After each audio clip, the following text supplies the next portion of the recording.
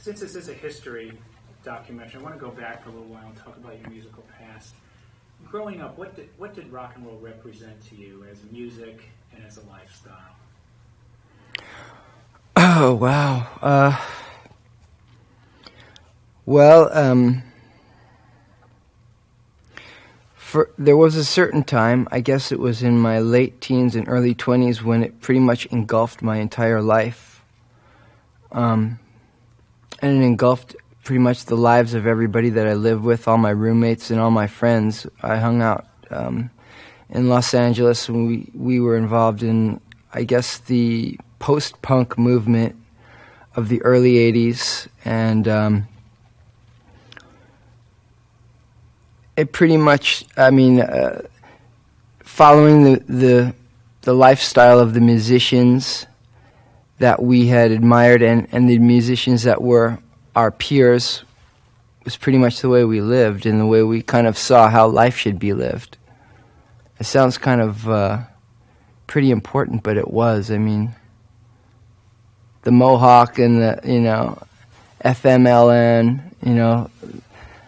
it was all, well, our parents didn't understand, kind of a deal. Speaking of that, in that era that you grew up in, certainly years before, rock and roll has often been it's been a beacon to outsiders in a way, this feeling of, not fitting in. Yeah, I could agree with that. Can you talk about that? Well, okay. Most of the people that I hung out with, they were what you would call characters, but they weren't the kind of guys that were on the baseball team, or they weren't even the kind of guys that would go to the senior prom.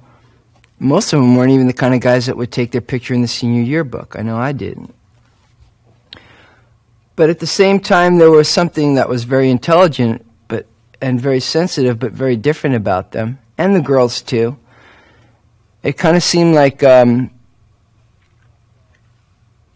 was the people that didn't. It almost seemed like it was the people that didn't. It was as if, if you have hedges.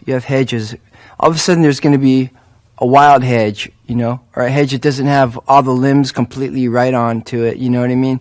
So it doesn't quite fit in with the row. But yet that hedge, that particular part of the hedge sticks out.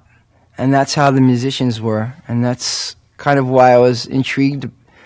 And I felt more akin to them because I kind of felt like a wild hedge myself,